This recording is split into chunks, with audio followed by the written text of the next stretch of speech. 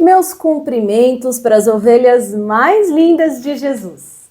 Como você está? Eu espero que você esteja bem e que esse tempo que nós estamos aqui juntas esteja sendo tão abençoador para você quanto tem sido para mim.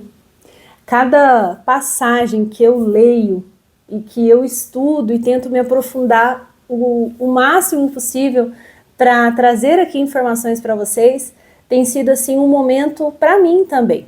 Então é muito especial toda vez que eu estou aqui gravando um vídeo para você, porque eu parei, não posso dizer estudei, eu gosto de dizer que meditei, refleti nessa palavra e essa palavra me refletiu também.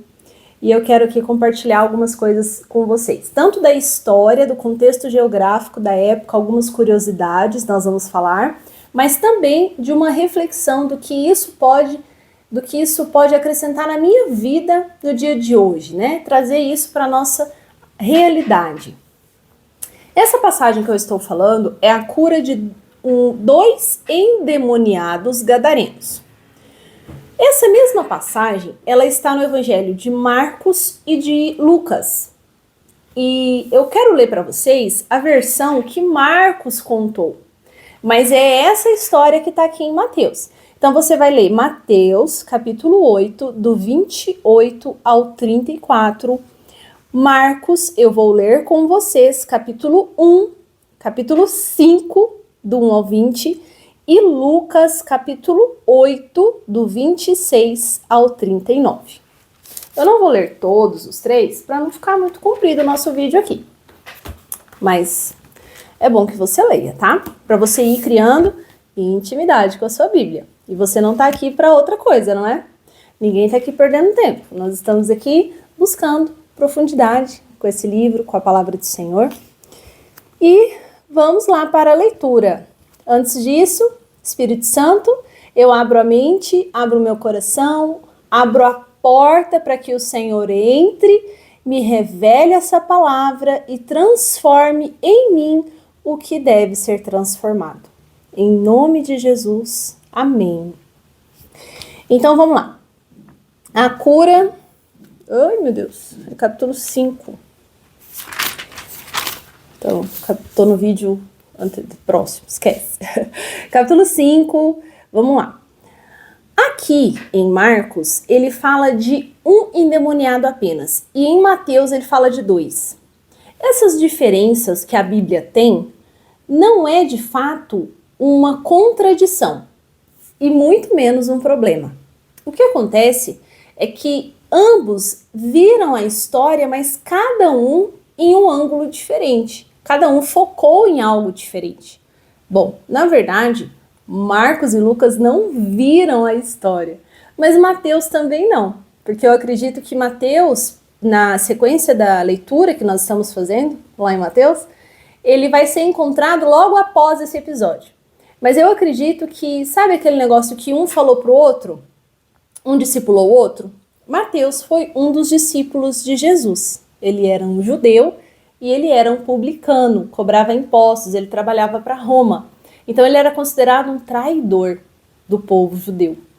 Mas para você saber então, Mateus escreveu direcionado ao povo judeu que tinha conhecimento das escrituras. Agora, Marcos e Lucas não foram discípulos de Jesus. Marcos, ele foi discípulo de Pedro. E Lucas foi discípulo de Paulo. Então, eles também souberam dessa história, porque os discípulos contaram, mas eles já estavam um pouquinho depois. Mas olha que interessante, eles não falam exatamente a mesma coisa, porque se fosse exatamente a mesma coisa, nós poderíamos desconfiar que um copiou e colou do outro. Não é verdade? Se a gente, eu e você, assistimos uma mesma cena, um mesmo acontecido, um ocorrido, eu vou dizer de um jeito e você vai dizer de outro, mas a essência do ocorrido vai ser a mesma. E isso prova que o ocorrido foi verdadeiro. Juridicamente falando, é assim que funciona. As testemunhas, elas não podem ter exatamente o mesmo testemunho, o mesmo texto. as mesmas palavras, porque se for assim, elas combinaram antes, né, para acusar alguém de contarem a mesma história. Então, eu quero que você entenda que cada vez que você ler um texto na Bíblia e você vê que um está um pouquinho diferente do outro, é justamente isso que faz com que a Bíblia seja tão verdadeira, ok? Então agora vamos ler Marcos, capítulo 5. Entre mentes chegaram à outra margem do mar, a terra dos Gerazenos. Lembra que nós falamos que Jesus tinha saído lá da margem do rio, ele falou, vamos para o outro lado da margem. Isso nós falamos no vídeo anterior. E aí aconteceu a tempestade de vento nesse meio. Agora, então, ele acabou de chegar na outra margem que ele falou que eles chegariam. A terra dos Gerazenos. Nós já vamos falar sobre Gerazenos e Gadarenos. Ao desembarcar, logo veio dos sepulcros ao seu encontro um homem possesso de um espírito imundo, o qual vivia nos sepulcros, e nem mesmo com cadeias alguém podia prendê-lo. Porque, tendo sido muitas vezes preso com grilhões e cadeias, as cadeias foram quebradas por ele e os grilhões despedaçados. Grilhões são correntes, coisas de ferro, ferro fundido. Nós não estamos falando dessa correntinha que a gente vê hoje nos portões. Antigamente eram correntes, sabe, com elos desse tamanho. Eram coisas assim que, gente, ninguém quebrava aquilo. Então era realmente algo assim muito sobrenatural. E ninguém podia subjugá-lo, ninguém podia dominá-lo, detê-lo, aquele homem possesso do espírito imundo. Andava sempre de noite e de dia, clamando por entre os sepulcros e pelos montes, ferindo-se com pedras. Que cena horrorosa. Hoje nós vemos alguns mendigos, pessoas em situação de rua, às vezes pessoas dependentes químicas, e já dói tanto na gente, né? Ver aquela situação. Imagina você ver uma pessoa fazendo tudo isso, se ferindo com pedras, estourando correntes, tendo que ser presa, pessoas com medo. Que triste que realmente era. Esse homem deveria ser conhecido em toda a região. Bom, vamos continuar no verso 6. Quando de longe viu Jesus, correu e o adorou. É isso mesmo que está escrito. Correu e o adorou, exclamando em alta voz: que tenho eu contigo, Jesus, Filho do Deus Altíssimo? Conjuro-te por Deus que não me atormentes. Porque Jesus lhe dissera: espírito imundo, saia desse homem. E perguntou-lhe: qual é o teu nome? E respondeu ele: Legião é o meu nome, porque somos muitos. E rogo-lhe encarecidamente que não mandasse para fora do país. Os espíritos imundos pediram a Jesus que não expulsasse aqueles demônios daquele território, porque existem demônios que são territoriais. Então aquela terra estava sob o domínio desses demônios. Então eles pediram: não nos mande sair daqui, porque se Jesus mandasse, eles teriam que sair. Entendeu? Então ele falou: não nos mande sair daqui. Ora, pastava ali perto, tinha uma grande manada de porcos. E os espíritos imundos pediram a Jesus, dizendo: então, manda-nos para os porcos, para que entremos nos porcos. E Jesus o permitiu. Então, saindo os espíritos imundos do homem endemoniado, entraram nos porcos, e a manada, que era cerca de uns 2.000 porcos, precipitou-se despenhadeiro abaixo, para dentro do mar, onde se afogaram. Os porqueiros, né, as pessoas que estavam cuidando dos porcos, fugiram e contaram aquilo na cidade, né? Anunciaram aquilo na cidade e pelos campos. Então, saiu o povo para ver o que tinha acontecido, né? Aquela tragédia. Imagina, gente, mais de 2.000 porcos sendo lançados, né, no precipício abaixo. Então, chamou a atenção de todo mundo e todo mundo foi ver o que tinha acontecido. E foram ver com Jesus. No verso 15, fala assim: indo ter com Jesus, viram o endemoniado, aquele homem que toda a cidade conhecia, que andava arrastando correntes, que ninguém prendia, que estava totalmente possesso. Então, foram ter com Jesus e viram o endemoniado, o que tivera a legião, sentado. Como que eles viram o endemoniado? Sentado, vestido e em perfeito juízo. E temeram. O que quer dizer? Quando eles viram aquele homem, tipo assim, chegaram lá, viram aquela situação, os porcos que foram, Jesus, os discípulos, todo mundo falando, e o tal do endemoniado sentado, como se nada tivesse acontecido, em perfeito estado, como ele nunca tinha sido visto antes. Então eles temeram. Meu Deus, né? O que aconteceu aqui? O que aconteceu com esse homem? Quem é você? Foram ter com Jesus. Os que haviam presenciado os fatos, as pessoas que estavam ali e viram o que aconteceu, contaram-lhes os que acontecera ao endemoniado e acerca dos porcos. E entraram a rogar-lhe que se retirasse da terra deles. Então, quando eles souberam o que aconteceu, eles pediram a Jesus que se retirasse dali, porque estava causando confusão. Vamos falar sobre isso aqui. Ao entrar Jesus no barco, suplicava-lhe, pensa, implorava o endemoniado, né? Implorava o que fora endemoniado que o deixasse estar com ele. O endemoniado, quando viu Jesus indo embora, implorou para que ele pudesse ficar com ele. Jesus, porém, não deixou ele vir estar com ele.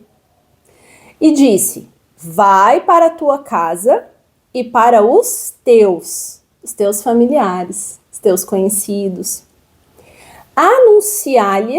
Anuncia-lhes tudo o que o Senhor te fez. Conta para eles tudo o que o Senhor te fez.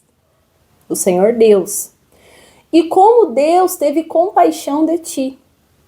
Então, ele foi e começou a proclamar em Decápolis tudo o que Jesus lhe fizera. E todos se admiravam. Meu Deus, que história! Que história! Mas sabe, não é só história por detrás disso aqui. Quero falar com você que em Mateus ele fala gadareno, o homem de Gadara. E em Marcos ele fala gerazenos. O que significa isso?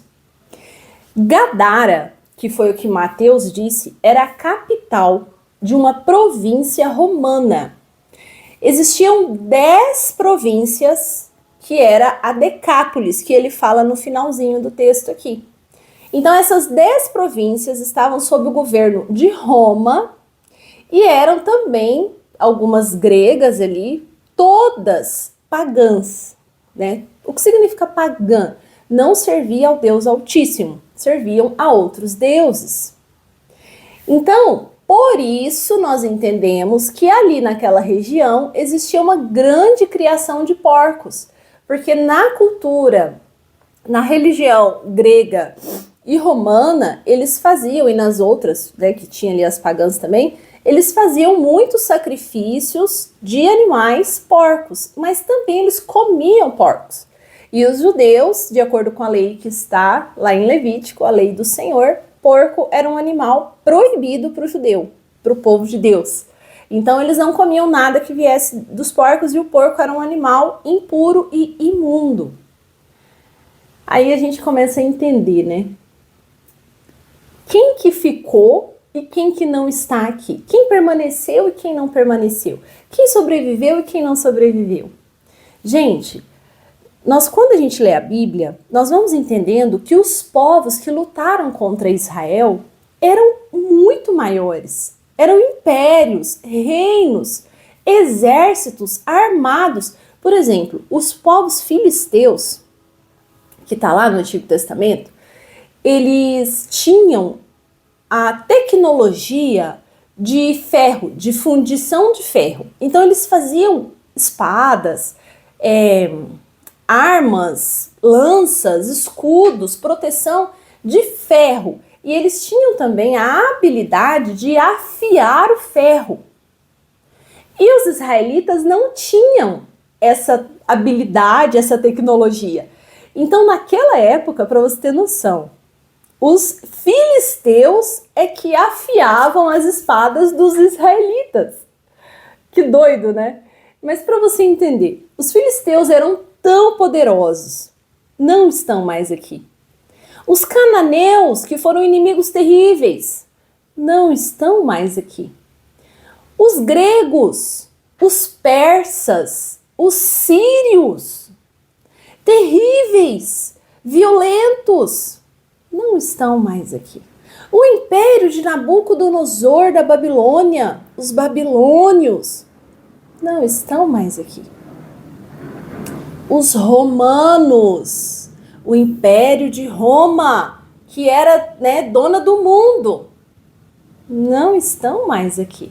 Mas os judeus estão lá em Israel, vivos até hoje. Aí a gente começa a entender que sim, existe vida naqueles que obedecem os mandamentos do Senhor. Existe razão pela qual Deus instituiu leis, algumas rigorosas, mas foram essas leis que protegeram o seu povo. Você já parou para pensar nisso? Que de todos os povos da Bíblia, apenas o povo escolhido de Deus está vivo e permanece sendo atacado, guerras, e permanece vencendo, e permanece sendo perseguido, e permanece sendo abençoado. Para pensar nisso. Então, voltando aqui a Gadara. Mateus falou Gadara e Marcos falou Gerazenos, porque Gerasa era a maior cidade da região da Decápolis, mas Gadara era a capital. Então eles queriam dar um entendimento para o leitor de onde que estava esse endemoniado, certo? Só para você, uma curiosidade, a raiz da palavra Gadara, o termo que eu posso dizer, Gader, em hebraico, significa muro, cerca. E com o significado desse termo em hebraico aplicado no nome da cidade, quando a pessoa falava cidade de Gadaras, aquela região, eles estavam se referindo a um lugar cercado, fortificado por muros. E aí a gente começa a entender, era uma cidade que cultuava animais para rituais pagãos. Hoje nós podemos dizer rituais demoníacos, rituais que são da religião em que o diabo recebe aquela oferta, aquela vida. E aí nós entendemos, olha como a Bíblia vai se completando. O diabo age em lugares cercados e quem está ali sofre a sua influência, porque quem está dentro de lugares que foram fortificados pelo demônio fica preso naquele lugar. E para você sair de fortalezas demoníacas, só existe um suficiente que pode te tirar de lá.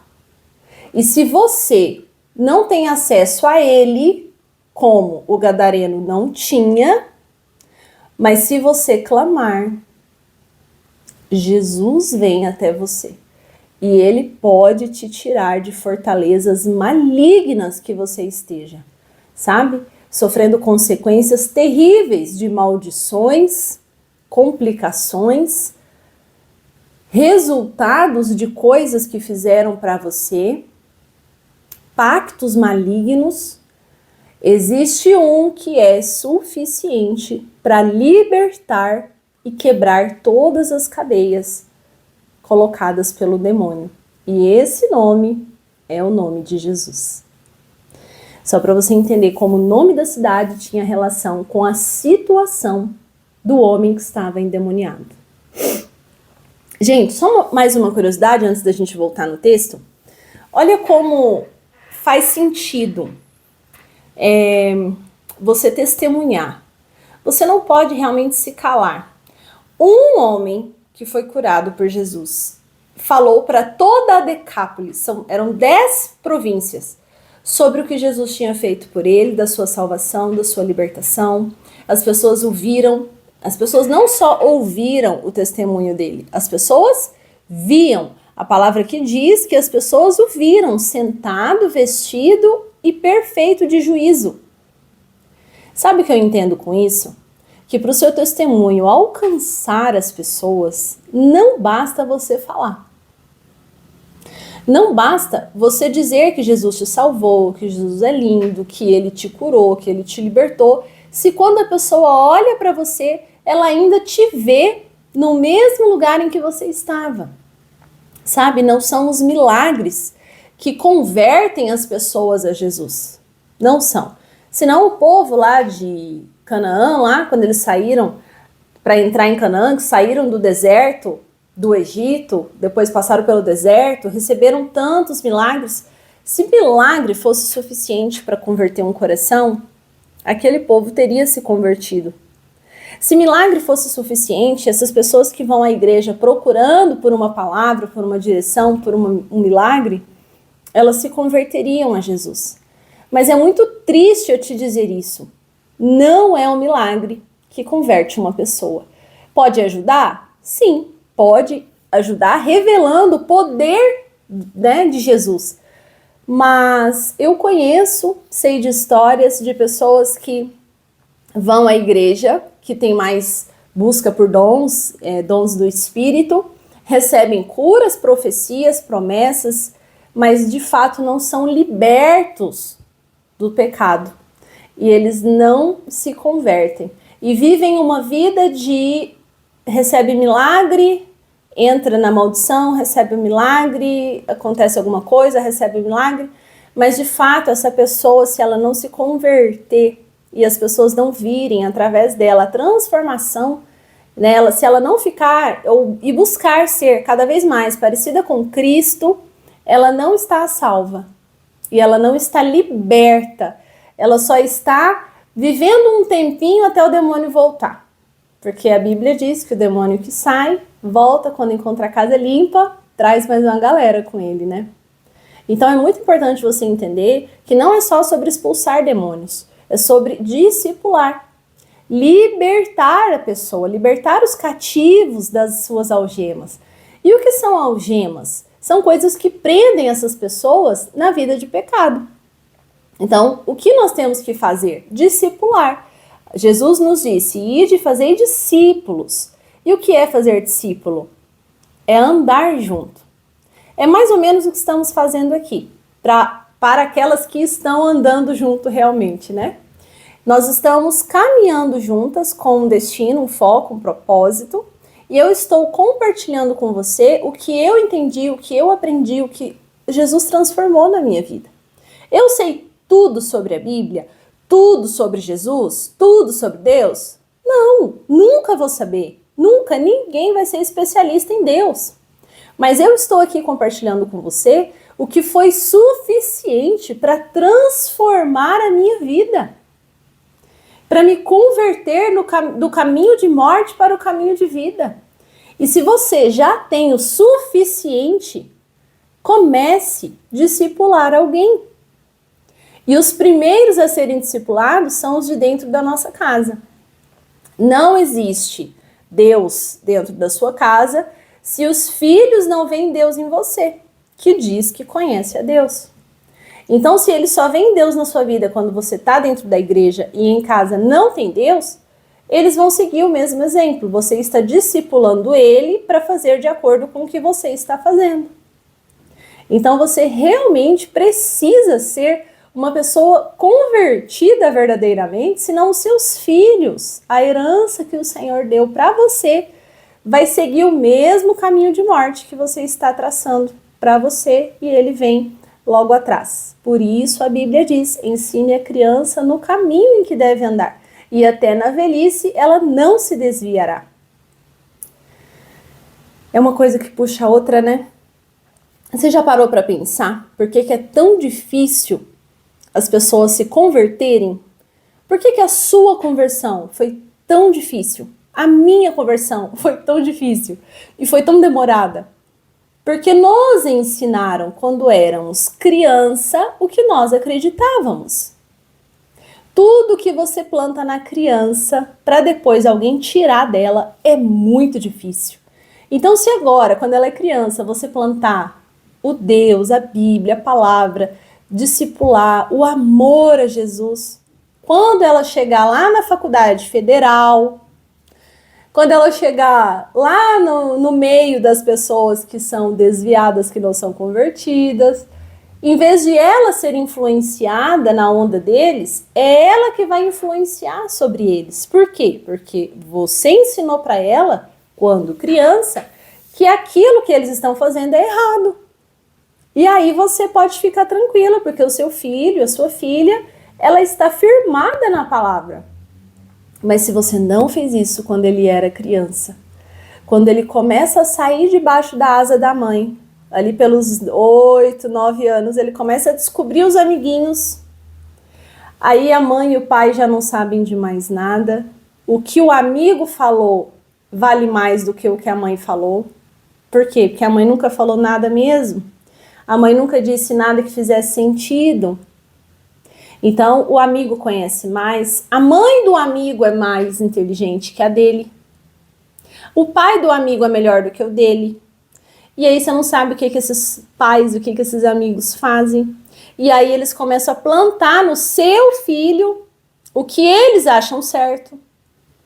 E aí como é que você vai tirar depois que essa semente foi plantada e enraizada? Aí, minha querida, é o que nós vemos hoje em dia.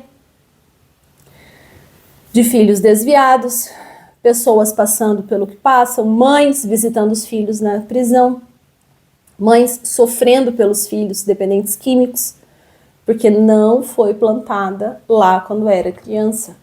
Então, sabe, não é uma questão de Deus permitiu isso, é uma questão de Deus disse para você fazer, você não fez, agora é uma questão de colheita mesmo. E nós temos que ter muita consciência disso para que a gente sempre esteja plantando sementes boas, saudáveis, nesse solo que é tão fértil, que é o coração das crianças. E nós precisamos ter consciência de que quem ensina Deus para elas somos nós, principalmente as mães. A Bíblia diz, Deus de Abraão, Isaque e Jacó.